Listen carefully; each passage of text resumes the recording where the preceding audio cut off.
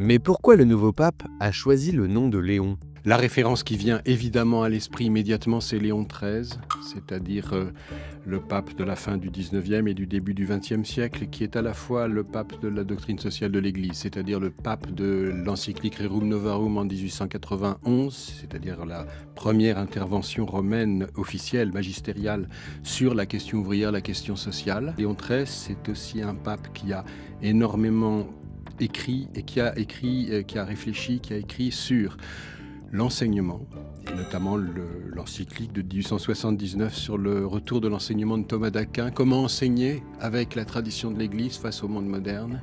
Et c'est quelqu'un, ce qu'on oublie souvent, qui a beaucoup réfléchi aussi et qui est beaucoup intervenu sur les relations entre l'Église et l'État moderne et sur la transformation à l'épreuve de la modernité et de la démocratie de la relation entre l'Église et l'État.